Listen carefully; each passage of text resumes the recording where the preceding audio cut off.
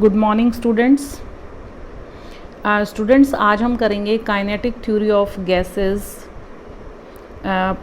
Part second which is the 4th unit, और उसका जो टॉपिक आज हम कवर करने वाले हैं that is Maxwell distribution law of speeds of molecules of a gas. Maxwell distribution law of speed of molecules of a gas, जो कि बहुत इम्पॉर्टेंट आपका टॉपिक है।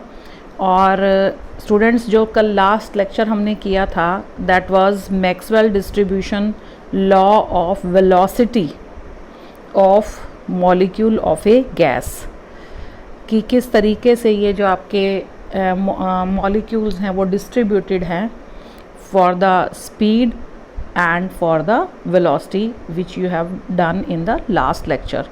तो चलिए स्टूडेंट्स आज हम करते हैं ये टॉपिक। बहुत इम्पॉर्टेंट टॉपिक है आपका एग्जामिनेशन पॉइंट ऑफ व्यू से भी, तो देखते हैं ये इस तरीके से।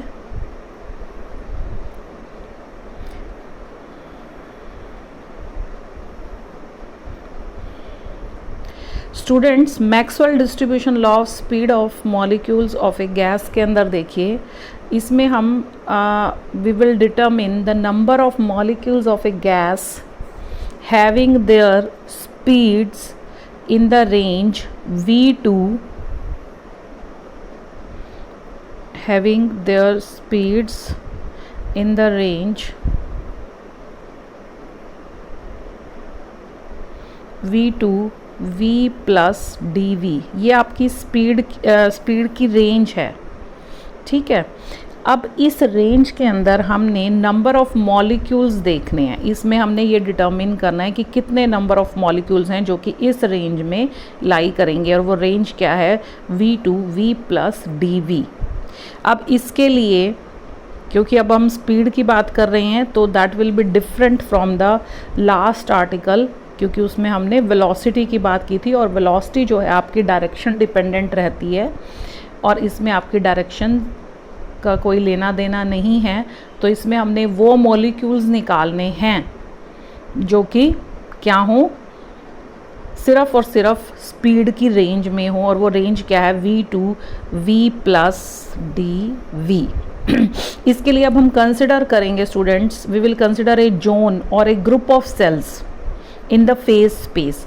फेज स्पेस के अंदर हमने ग्रुप ऑफ सेल्स को कंसिडर किया है, और जो कि कॉरस्पॉन्ड करता हो किस रेंज को v plus dv of speed of molecules.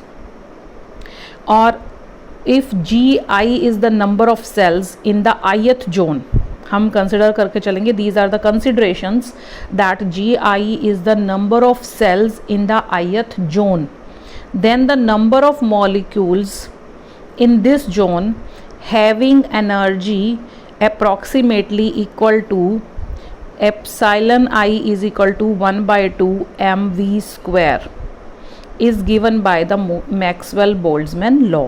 और Maxwell-Boltzmann law क्या था हमारा, ni is equal to a into exponential minus beta into epsilon I था, ठीक है। लास्ट लेक्चर में भी हमने किया था, बट इसमें क्योंकि अब जो हमने gi number of cells consider किए हैं, तो नेचुरली जो नंबर ऑफ मॉलिक्यूल्स होंगे ni वो gi के ऊपर भी डिपेंड करेंगे, इसलिए ये जो this whole equation is multiplied with this gi factor, ठीक है। अब यहाँ पे gi से इसको मल्टीप्लाई कर दिया गया है। अब यहाँ पे इस इक्वेशन के अंदर देखिए where a and beta are the constants. A भी आपका कांस्टेंट है जैसे लास्ट लेक्चर में किया था, और बीटा भी आपका कांस्टेंट है।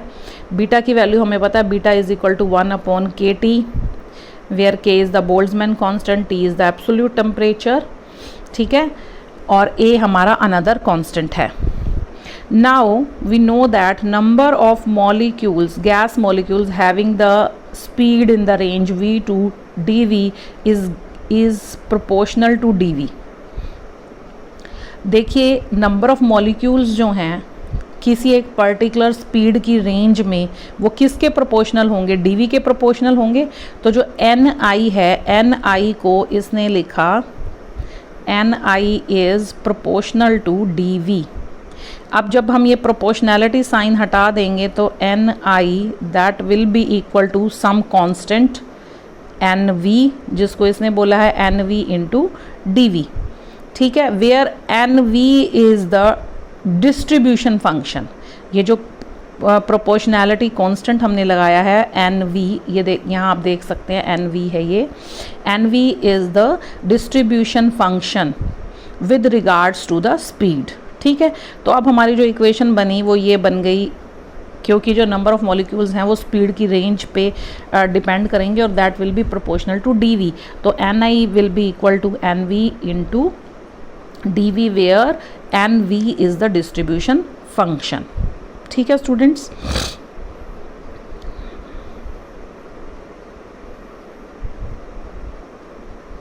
यस, अब देखिए, अब यहाँ पे हमने जो एन आई था, एन आई की जगह ये सब्सटीट्यूट कर दिया n we into D v, that is equal to a into g i into exponential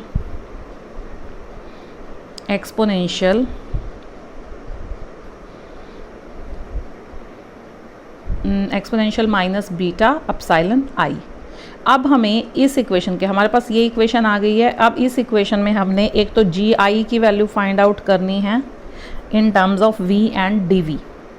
We have to find out the value of GI in terms of V and dV.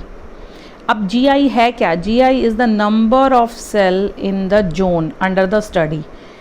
GI is the number of cells in the zone which is under the study. अब GI कैसे निकल सकता है? Number of sales हैं, तो जो total volume है उस जोन का एक तरीके से upon the volume of the one cell, अगर हम इन दोनों को डिवाइड कर दें आपस में तो हमारे पास क्या आ जाएगा? नंबर ऑफ सेल्स आ जाएंगे। Total volume of the zone over the volume of the one cell, अगर हम इन दोनों क्वांटिटीज़ को आपस में डिवाइड कर दें तो we will have this quantity GI, क्योंकि GI क्या है? नंबर ऑफ सेल्स हैं। तो volume of this zone in the face space जो है वो हम कैसे लिख सकते हैं? वो हम इस तरीके से लिख सकते हैं, लास्ट लेक्चर में भी हमने डिस्कस किया था, 6 time integration dx dy dz into face space. हमें पता है जो 6 क्वांटिटीज़ हैं उनका आपका इंटीग्रेशन रहता है dvx dvy and dvz over the volume of the one cell which is H, where H is the volume of the one cell। तो ये सारी quantities हमें पता चल गई। हमारे पास ये है integration 6 times over dx dy dz and vx vy and vz। अब ये जो 3 चीज़ें हैं dx dy dz, अगर इनका हम इंटीग्रेशन करते हैं वो तो हमें पता है किसके इक्वल है? That is the volume occupied by the gas, that will be equal to V, ठीक है। अब इनमें से ये जो क्वांटिटीज़ थी इस इक्वेशन के अंदर, ये जो 3 है इनका तो हमें पता चल गया कि that will be equal to V। बाकी ये जो लेफ्ट 3 क्वांटिटीज़ हैं ये वाली, इनका जो इंटीग्रेशन है उसकी वैल्यू हमने फाइंड आउट करनी है, so as to determine the value of GI। अब इनकी वैल्यू को सॉल्व करने के लिए, अब क्योंकि हमारे पास लास्ट लेक्चर में तो क्या था, हमने Vx Vy एंड Vz करके उसको सॉल्व किया था, but now taking care the speed, इस आर्टिकल में हम बात कर रहे हैं स्पीड की, which is only the V, which is representing the V only and not the velocity components। velocity components की बात नहीं हो रही है, सिर्फ स्पीड की बात होगी। velocity components की बात क्यों नहीं होगी? क्योंकि हम सिर्फ स्पीड की बात कर रहे हैं और उसमें x y z कंपोनेंट्स नहीं आएंगे। अब इसको सॉल्व करने के लिए हम लोग क्या करते हैं, क्योंकि हमें पता है Vx Vy एंड Vz जो हैं आपके तीनों के तीनों आपके क्या म्यूचुअली परपेंडिकुलर एक्सिस हैं, so we will draw a sphere, we will draw this sphere, this is the origin O, this is the origin O, और ये जो हमने sphere ड्रॉ किया है इसका जो रेडियस है that is V, ठीक है, that is V, V is the O is the origin and the radius is V। क्योंकि ये तीनों म्यूचुअली परपेंडिकुलर एक्सिस हैं, then for all the points for which Vx² plus Vy² plus Vz² this is equal to V²। these all the points will be enclosed within the sphere, within this sphere, and we will draw an another concentric circle जिसका जो radius है वो क्या होगा, v plus dv। ये भी हम एक सर्कल ड्रॉ करेंगे जिसका रेडियस क्या होगा, ये v प्लस dv। तो ये हमारा सर्कल है जिसका रेडियस v है, ये हमारा जो सर्कल है कंसेंट्रिक सर्कल है जिसका रेडियस क्या है, v प्लस dv है। अब हमने नंबर ऑफ मॉलिक्यूल्स निकालने हैं, वॉल्यूम निकालना है which is enclose between these to spheres, ठीक है ना। The volume enclose between these to spheres, ये वाला जो पोर्शन है, this will contain all the molecules, this will contain all the molecules with the speed in the range v plus dv, v plus dv, v और v plus dv की range के अंदर जितने भी मॉलिक्यूल्स आएंगे they will be covering in this enclosed area, this one जो कि अभी हमने दिखाया है, ठीक है ना, इस रेंज के अंदर। तो ये सारा है। अब इसको अगर हमने निकालना है, अब हमें पता है वॉल्यूम ऑफ द स्फीयर क्या होता है, 4/3 पाई आर क्यूब होता है। तो ये जो इंटीग्रेशन है this will be equal to 4/3 pi R, यहाँ पे क्या है, एक तो आपका v है और एक क्या है, v प्लस dv है। तो v प्लस dv की क्यूब माइनस v क्यूब, इसको सॉल्व कर लीजिए, ये आप फॉर्मूला अपना खोल लीजिए, ये ओपन कर लिया हमने। अब इससे आप देखेंगे कि ये जो v3 वाली जो दोनों टर्म्स हैं ये आपस में कैंसिल हो जाएंगी, और जो लेफ़्ट टर्म्स बचेंगी वो हमारे पास ये 3 टर्म लेफ़्ट बचेंगी, जिसमें से we will consider this will be equal to this one, 3v² into dv।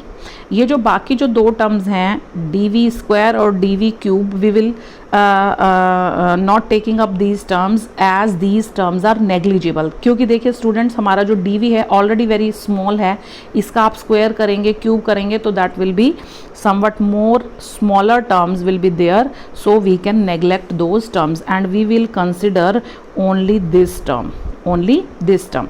तो हमारे पास इसको आप कर लीजिए और ये आपके पास क्या आ जाएगा, वी विल हैव ओवरऑल जो वैल्यू आएगी that will B 4πv² into dv। Clear. अब हम सब्सटीट्यूट करेंगे यहाँ, ये जो था इसके अंदर यहाँ दोनों वैल्यू सब्सटीट्यूट कर दी। इसका हमें पता है दिस इज़ v, और ये जो वैल्यू अभी हमने निकाल लिया वो क्या है, ये आ गई है। इसको सॉल्व कर लीजिए, हमारे पास जो नेट क्वांटिटी बचेगी that will B 4πv into v, capital V is the volume of the total volume of the vessel, total volume occupied by the gas, you can say that, or into v² dv over h। और जो using the value of gi, अब gi और epsilon i की value, epsilon i किसके equal है, 1/2 mv² के equal है। अब इसमें सिर्फ v² सीधा ही v² आएगा क्योंकि हम स्पीड की बात कर रहे हैं, इसमें vx vy और vz कंपोनेंट्स नहीं आएंगे जो कि हमने लास्ट लेक्चर में किए थे। ठीक है स्टूडेंट्स।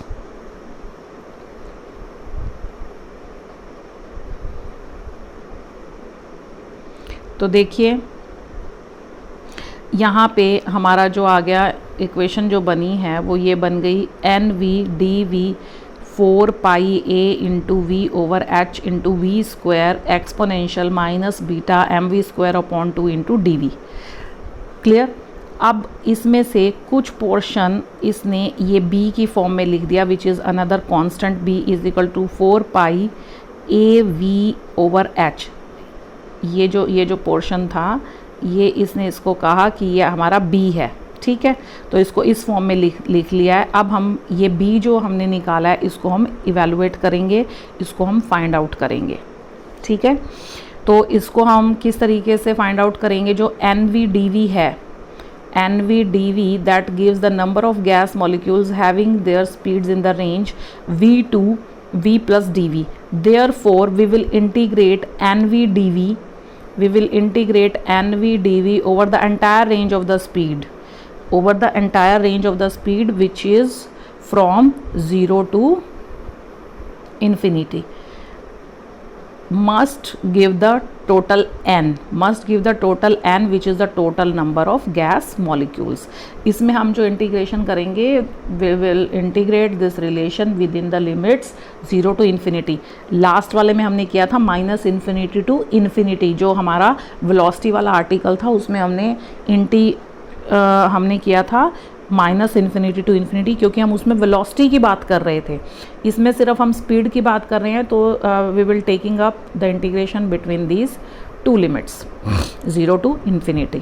तो हम 0 to infinity अगर हम इसको इंटीग्रेट करते हैं तो we will have the total number of gas molecule which is n. तो जो हमारा ये जो हमारी जो इक्वेशन थी, ये वाला जो हमारा लेफ़्ट साइड है, left side will be equal to capital N, और राइट साइड को हमने लिख दिया है integration 0 to infinity b square exponential minus beta mv square upon 2 into D. Clear students? b आपका कांस्टेंट है, बाहर रख लीजिए इसको. और ये जो अब आपकी इंटीग्रेशन है, this is a standard integration. ठीक है, बाकी जो ये जो है आपका स्टैंडर्ड इंटीग्रेशन है, ये वाला, this is a form of standard integration and it's value is this much 1/4 √8 pi upon beta cube m की पावर 3. तो ये हमारे पास सॉल्व करने के बाद इंटीग्रेशन आ गया किसका, इस पूरी टर्म का इंटीग्रेशन आपका क्या आ गया, ये आ गया. यहाँ से इसको आप सॉल्व कर लीजिए, ये आपके सिंपल स्टेप्स हैं. क्लियर? सॉल्व कर लीजिए. हमने किसकी वैल्यू निकालनी है, हमने b की वैल्यू निकालनी है. b की वैल्यू हमारे पास क्या आ गई, ये आ गई 4n अपॉन √पाई m अपॉन 2kt की पावर 3/2. ठीक है स्टूडेंट्स? तो यहाँ पे हम क्या करेंगे, अब ये जो रिलेशन था हमारा NV/dV, इस इक्वेशन में हम b की वैल्यू सब्स्टिट्यूट करेंगे और हमारे पास क्या रिलेशन आएगा, देखिए यहाँ सब्स्टिट्यूट कर देंगे. तो हमारे पास ये आ गया NV/dV is equal to 4 pi n m upon 2 pi kt की power 3/2 into v square exponential minus mv square upon 2kt into dv. Now the number of molecules in a vessel is represented by n. अगर number of molecules जो हैं total वो n से represent किए जाएं, small n से, the number of molecules having speed in the range c plus dc bye dn, जो number of वो वाले जो मॉलिक्यूल्स हैं जो इस रेंज के अंदर होंगे उनको अगर हम dn से रिप्रेजेंट करें, then dn as obtained from the equation 4.20. तो इसको यहाँ से ऑब्टेन किया जा सकता है. NV/dV क्या था वैसे, ni था ना स्टार्टिंग में, जब हमने स्टार्ट किया था ni that was equal to nv into dv, that was the equation.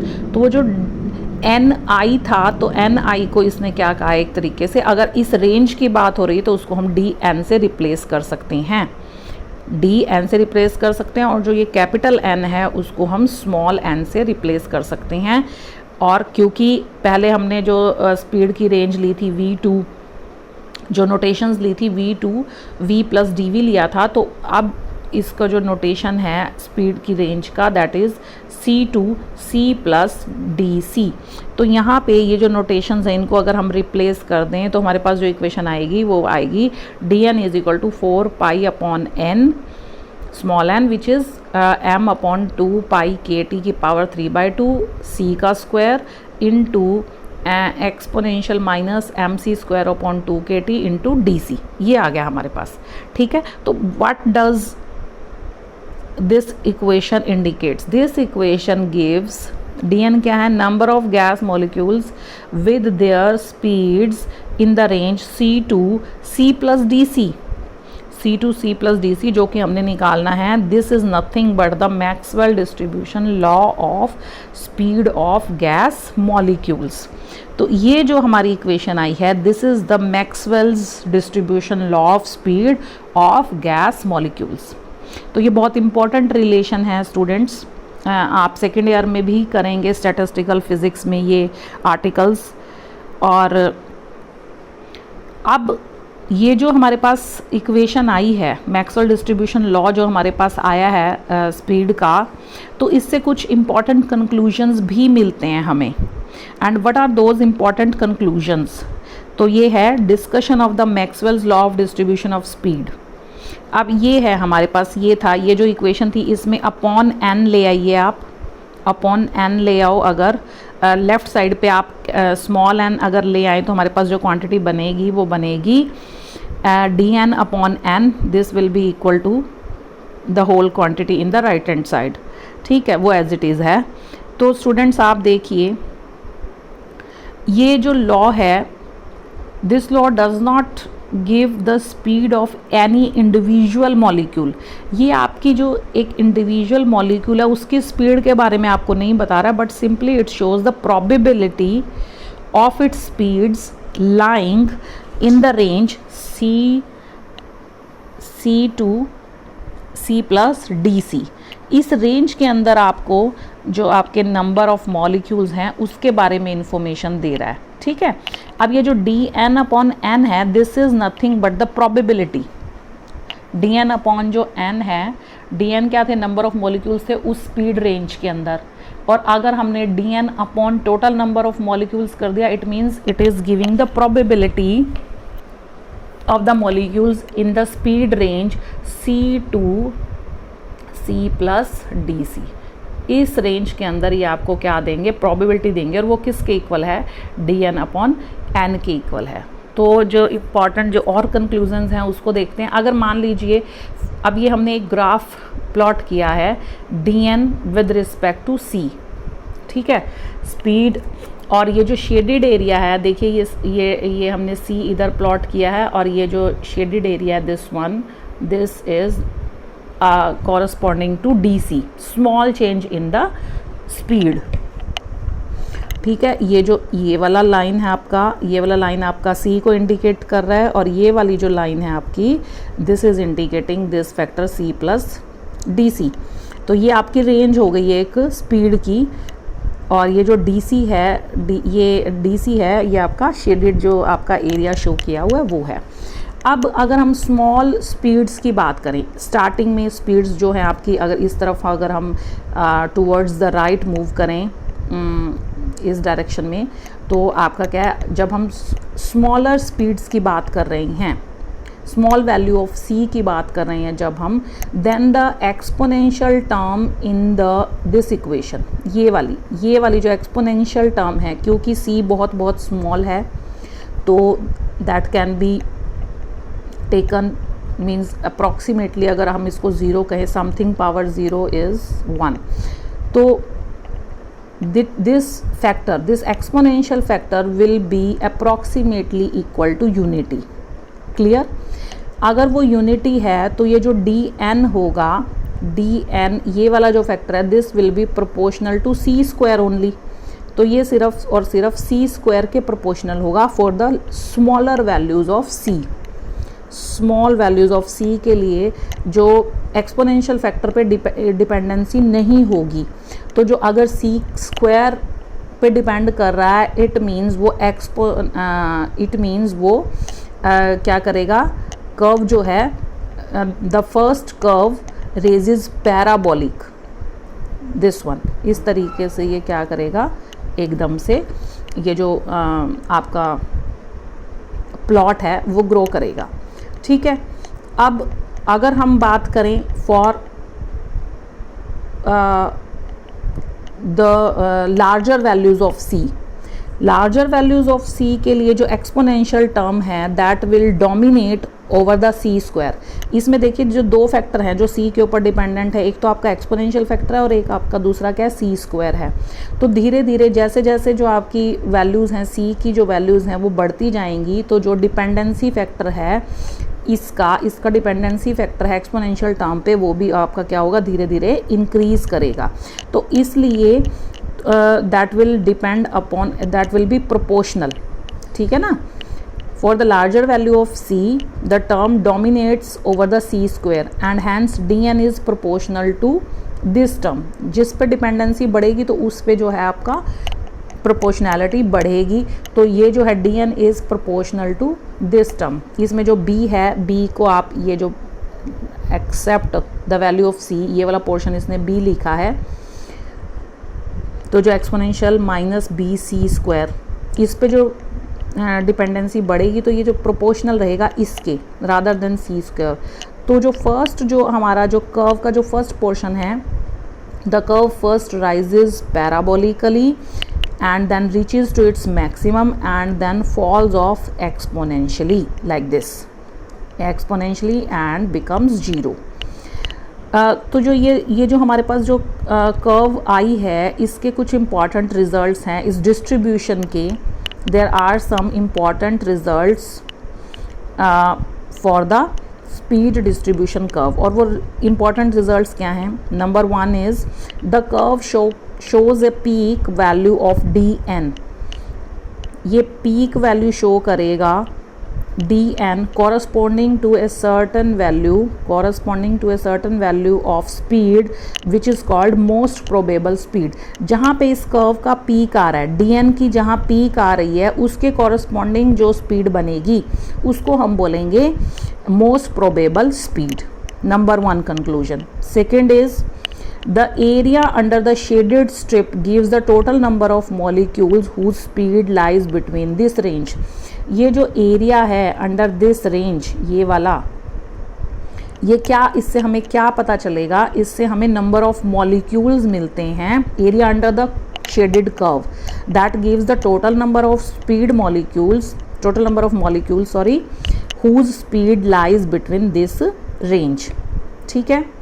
Third जो है आपका the total area bounded by the curve gives us the total number of molecules present in the given volume of the gas. जो total number of molecules हैं that will be given by the area under this curve. ये हमें पहले भी पता है, हम पहले भी काफ़ी जो एरिया अंडर द कर्व है that gives the total number of molecules. तो ये बड़े इंपॉर्टेंट रिजल्ट्स हैं। इसके बाद देखिए